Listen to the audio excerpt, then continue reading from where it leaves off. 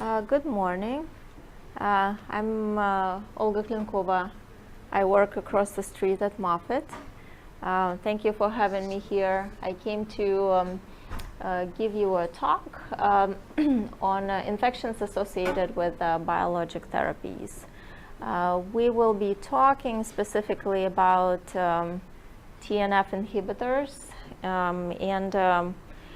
I actually did not know much information before I started researching that talk, so I actually am going to start from the very beginning, what they are, what their names mean, so we can all have a good background to go by.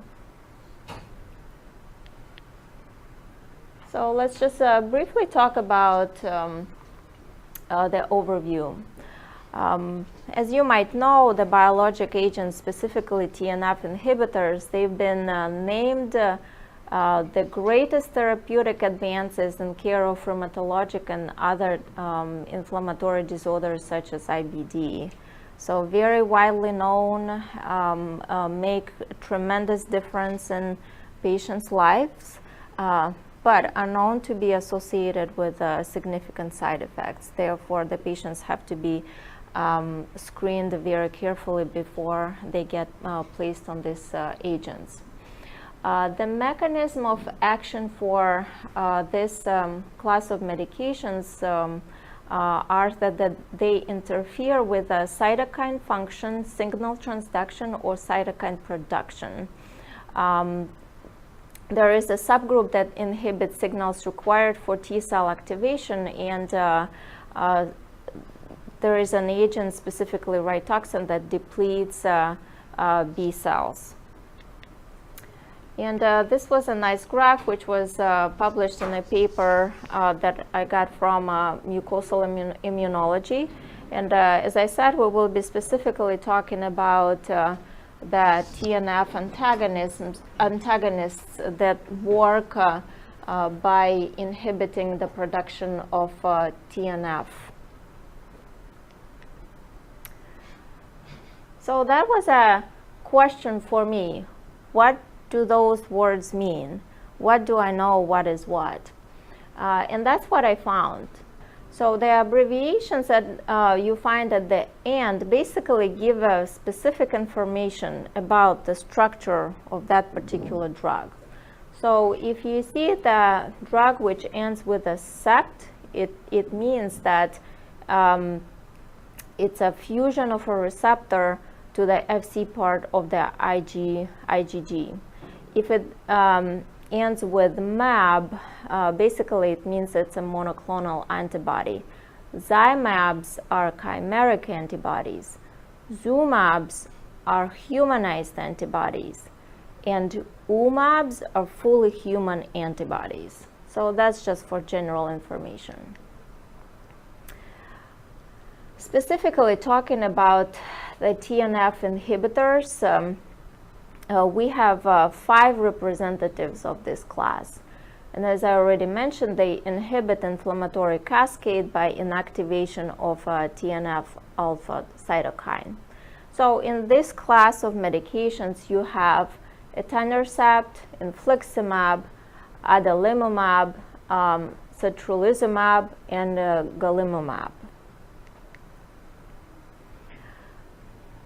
TNF stands for Tumor Necrosis Factor, and as you might know, it's a multifunctional cytokine that our body produces in the cascade of inflammation. TNF by itself upregulates pro-inflammatory cytokines and chemokines, and by doing that, it increases inflammation and plays a vital, one of the most important roles in the pathogenesis of inflammatory conditions such as psoriasis, rheumatoid arthritis, Crohn's disease, and some other conditions as well.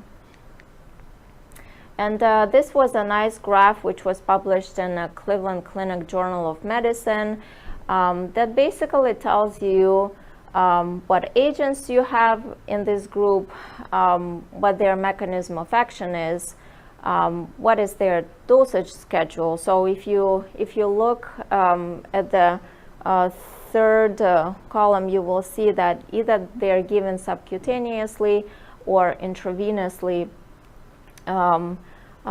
basically on either several week schedule or even monthly or bi-monthly schedule, which is obviously very convenient to the patients.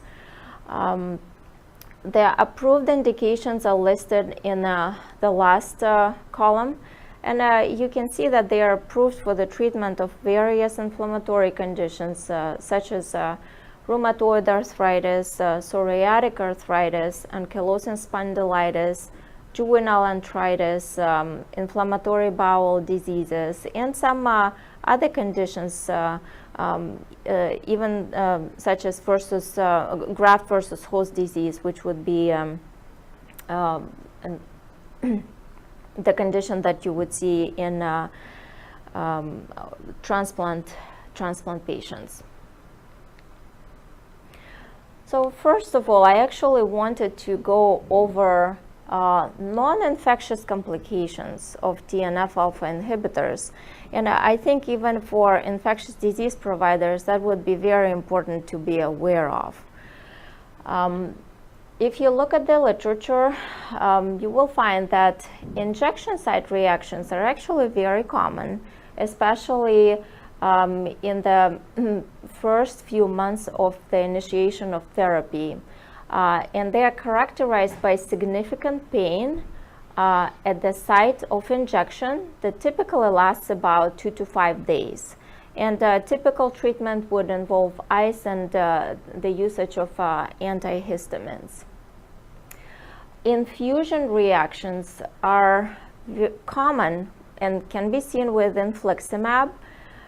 There are two types of reactions that you should be aware of. So the first one would be acute reaction or type 1 reaction, IgE mediated, that you would see within 10 minutes of infusion. And with this reaction, you would basically look for signs of anaphylaxis, right? So shortness of breath, hives, urticaria, swelling of the tongue, respiratory airways, decrease in blood pressure, and so forth. Delayed reactions typically occur within a couple of days to 14 days after the infusion, and typically they're characteristic of serum sickness type of reactions. So the patient might have joint pain, fatigue, myalgias, and fevers. So we need to be aware of that. Autoimmune syndromes are also described in the patients that are treated with TNF inhibitors. And they might be very mild, that are characterized by asymptomatic formation of autoantibodies, to more serious autoimmune syndromes such as lupus-like syndromes, vasculitis. And I thought that was very interesting. I was actually not aware of that, but most commonly with adalimumab, there is a described phenomenon of a new onset of psoriasis once the patient starts taking this medication. So something to be aware of, and the onset is typically 1 month to a year. Within that first year, you would mostly commonly see that. Cardiovascular side effects are also seen, such as CHF exacerbation. Another very important one to be aware of is that the new onset of demyelinating diseases, including MS.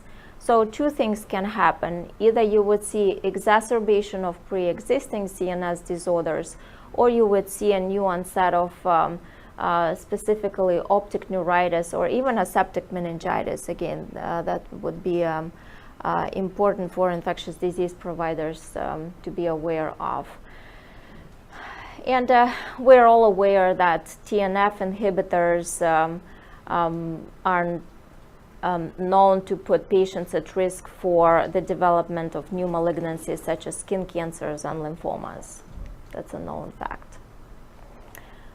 So now we're going to talk about the infectious complications associated with the use of these agents. There are certain contraindications to starting TNF inhibitors. That does not mean that the patient would not be able to use them. What it means that if you see one of these conditions, you basically have to stop, assess patient very carefully, and decide, if you can initiate therapy in the near future and what precautions or treatments you need to undertake so a patient successfully is treated with TNF inhibitors. So the contraindications to starting TNF inhibitors, or as I said, at least a thorough evaluation is needed if the patient has active bacterial infection that requires antibiotics, active TB or untreated latent TB, active herpes zoster infection, active invasive fungal infections such as invasive aspergillosis, coccidiomycosis, but I would say the other ones too, non-healing infected skin ulcers, acute hepatitis B or C, untreated chronic hepatitis B, or chronic hepatitis with significant liver injury, which is defined as a Child-Pugh classes B or C. TNF-alpha inhibitors are known to be associated with increased risks for bacterial infections, opportunistic infections, granulomatous infections such as TB, and viral hepatitis infections. I will show you the result of one big meta-analysis which was published in the recent years. But what you need to remember is the risk of infections is real and higher for the patients that receive standard or high dose of TNF inhibitors, and it's highest during the first 6 to 12 months after initiation of the therapy. And this is one study that I will show you some results, which was published in Lancet in 2015. It is on the risk of serious infection with biologics in treating patients with rheumatoid arthritis specifically. So that was a systematic review with meta-analysis that included 106 trials. As you can see, there was a lot of patients that was analyzed, more than 42,000 patients, so a large trial. They looked specifically at the rate of serious infections, and they defined serious infections as infections resulted in hospitalizations, deaths, or the infections that required the use of IV antibiotics. They included patients that had an RA as a diagnosis that received low standard versus high dose of TNF-alpha inhibitors, and they compared them to the patients that were treated with traditional disease-modifying agents. So what they found is that there is an absolute increase in the number of serious infections per 1,000 patients treated each year comparing to traditional disease-modifying agents. And that number ranged from 6 for standard dose biologic to 55 for combination biologic therapies. And again, it's per 1,000 of patients. They saw lower risk for the patients that were methotrexate naive. However, if the patient either received standard or higher dose of biologic agents in addition to methotrexate therapy, the risk was higher. So this is the graph that illustrates that basically what I saw is what they saw is if you look on the second row, the low dose biologic agents were not shown to be associated with increased risk of infection.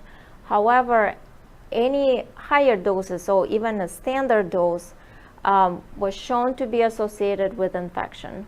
And the patient that were already treated with a methotrexate, in addition to biologic agents, again showed higher risk of infection.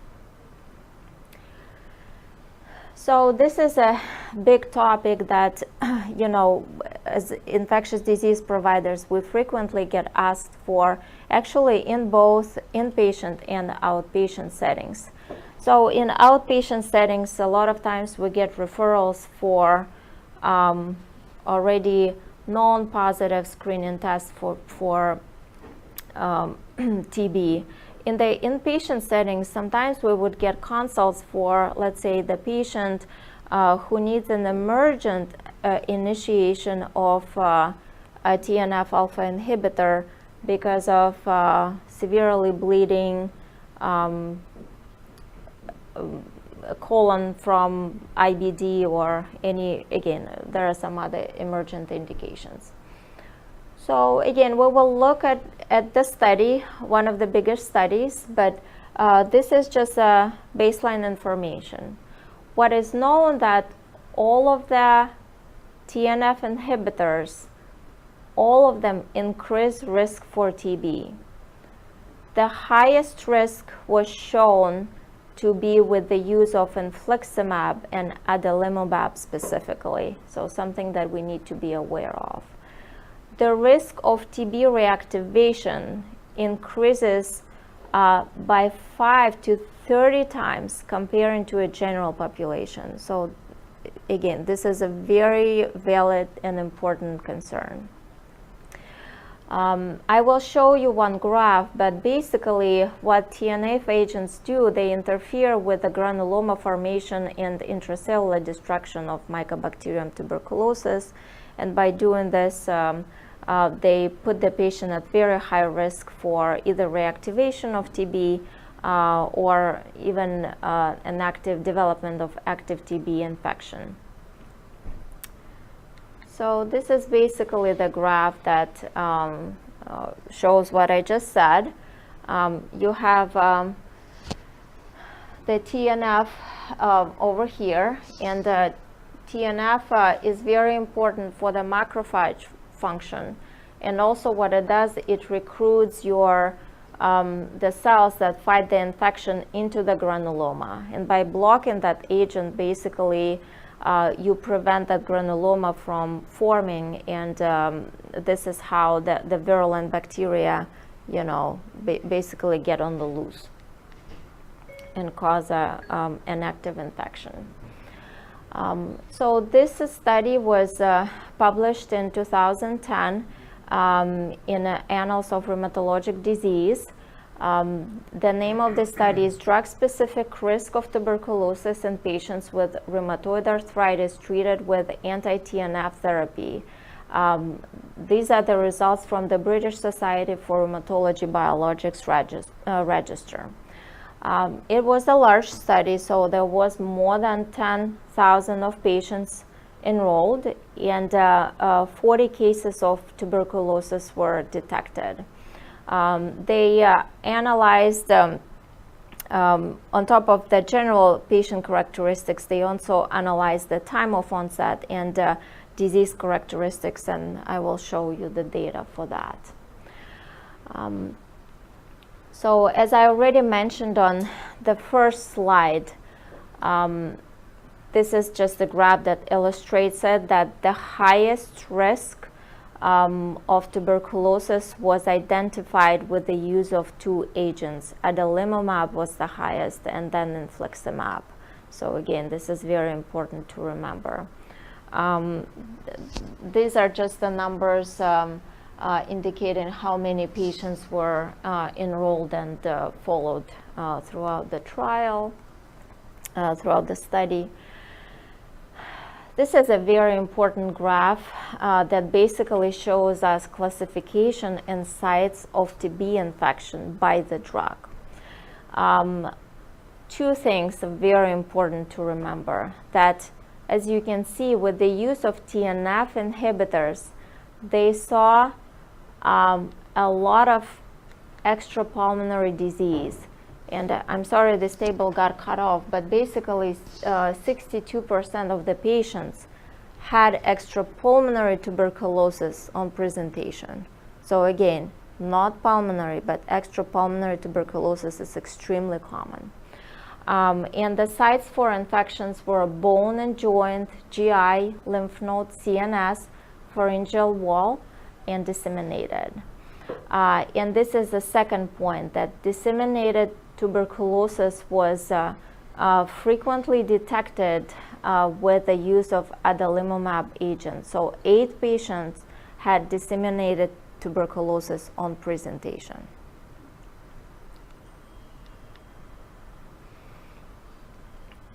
They also looked at the time of onset, and what they found is specifically for infliximab, that medication was associated with the shortest time to onset, with a median of 12 to 32 weeks. There was another study that showed that the median time was 5.5 months to the diagnosis of active TB. Etanercept was associated with a little longer time to onset. Typically, they saw it within 18 to 79 weeks of initiation. Another very important point to remember that 13 out of 40 cases occurred after discontinuation of therapy. Based on the analysis of the patients, they concluded that early onset of tuberculosis was likely a result of LTBI reactivation, and late onset was related either to delayed reactivation or newly acquired TB, which can occur as well. So based on that trial and the guidelines and expert recommendations, what we have to remember is every single patient that gets started on this agent must be screened for the TB. So careful history is very important, and we'll go over it in details a little later. All of the patients should receive a laboratory screen for the evidence of latent TBI. And what is recommended by experts, so you can use TST or IGRA, but the dual testing is recommended for the patients with risk factors. The patients that do not have identifiable risk factors based on the history can be screened with a single testing. So you can use IGRA, and if it's not available, you can use skin testing. Chest X-ray should be performed in the patients with positive screening tests or history strongly suggestive of either exposure or prior history of tuberculosis. So this was a very nice graph that UpToDate had basically showing you how you would screen the patient. And as I already mentioned, so what this graph shows you that basically if you have a patient that has risk factors for tuberculosis, such as the birth, residence, or travel for more than 3 months to a TB endemic area, if you have a history of living or working in a homeless shelter, jail, prison, so obviously you would be a higher risk for exposure. Occupation as a healthcare worker in a facility where TB patients are cared for, or contact with a patient with active pulmonary TB. So those patients are considered at risk for TB and should receive dual testing. So basically, either you check IGRA first, and even if your IGRA test, or I should say quantiferin test, it's indeterminate or negative, you would still pursue the second test to further stratify those patients.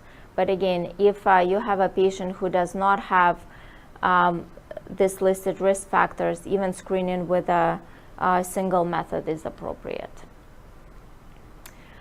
So which patients should be treated for LTBI? So either you have positive TST or quantiferin and no evidence of active TB, you have a previous history of LTBI, but you did not complete treatment, even with negative laboratory screens. So even those patients should receive treatment. Or you suspect that the patient has a false negative screening or indeterminate results, but you have a history that would indicate strong likelihood of prior TB exposure, or you have a recent or current history of close TB contact history. Even those patients should be considered for the treatment. There are no clear-cut guidelines. It's basically case by case, but again, they should be considered for treatment. Then one of the most common questions that always arise, okay, when do I start LTBI treatment and how often can I initiate the treatment for rheumatologic condition? So the timing still remains controversial. And the consensus is that if there is an emergent need for initiation of TNF inhibitors, let's say you have a patient with acute bleeding that cannot be controlled by any other means, it potentially can start on the same day if absolutely needed. However, it is recommended, if possible, to start LTBI treatment 1 to 2 weeks prior to the initiation of alpha TNF inhibitors to make sure that patient tolerates LTBI treatment. There is one recommendation that was coming from Europe that recommended to wait 4 weeks before the initiation. But again, this is very controversial, and I think a lot of times it would depend on that particular patient's situation.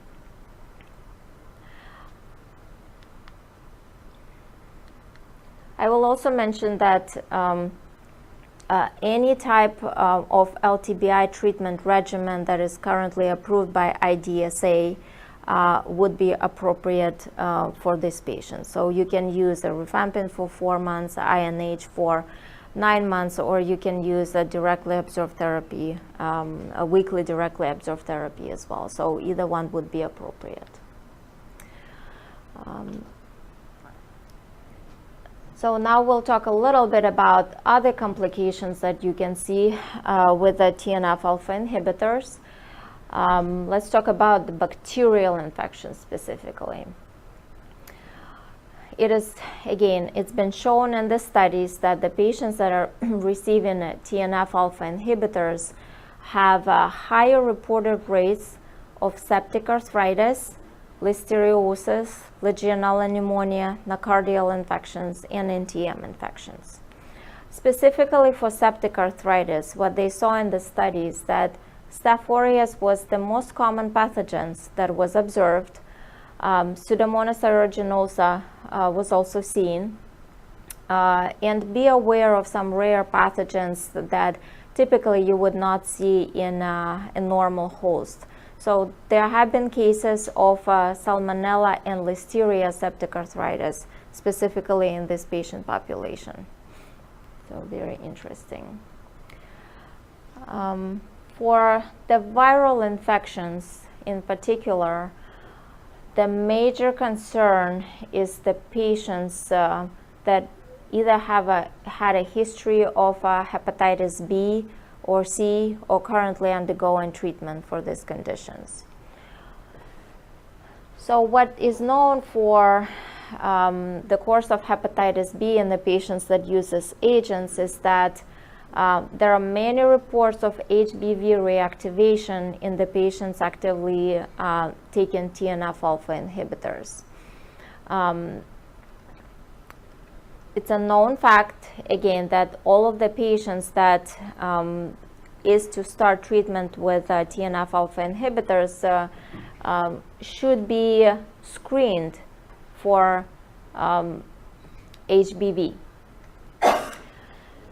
The recommendations that you avoid TNF inhibitors use if you have either untreated chronic HBV or chronic HBV with significant liver injury, which is defined as a Child-Pugh class B or C.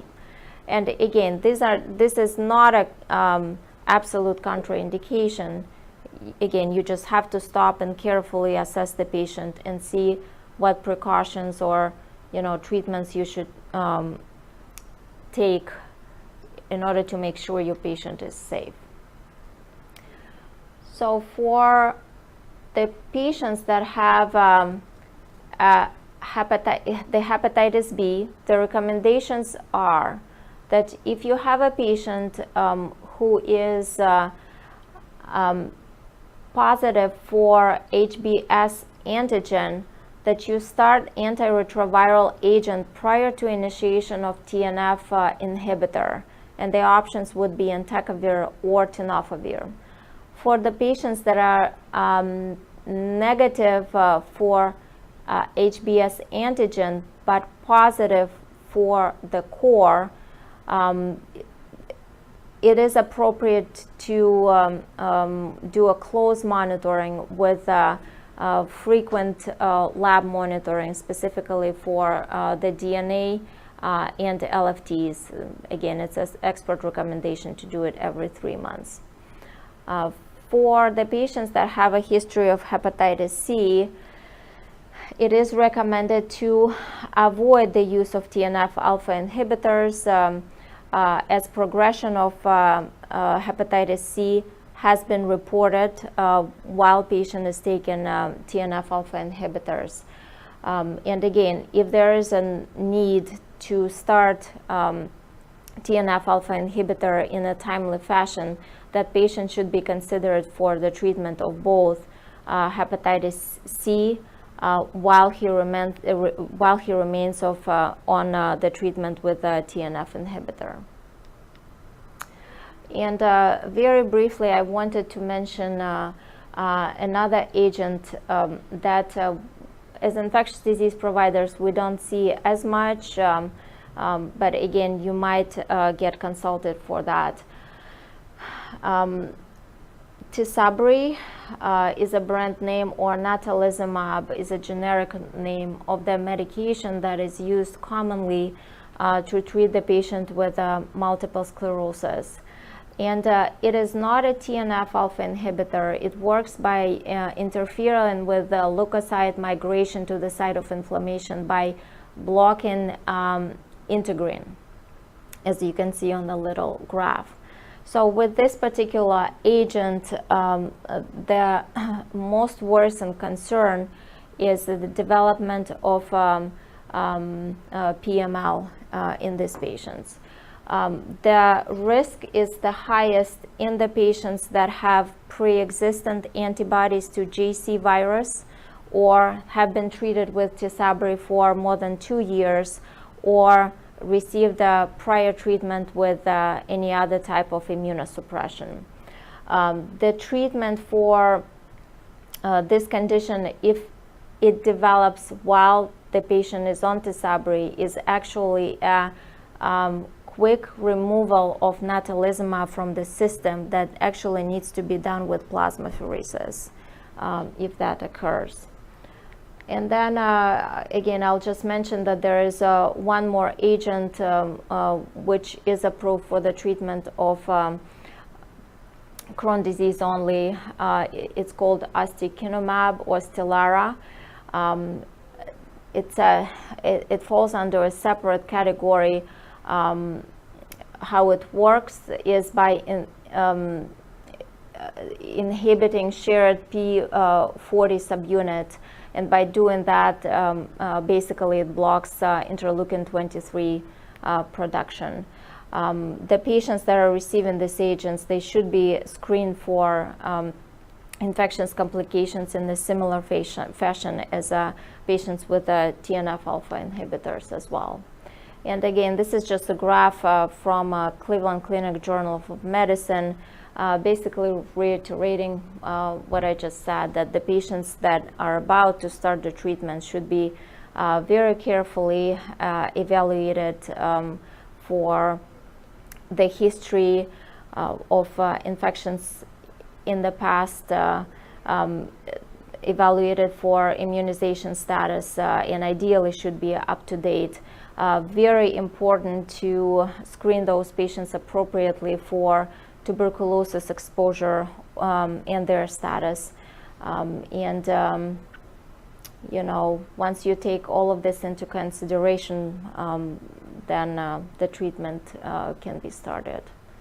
And that's what I have for you today.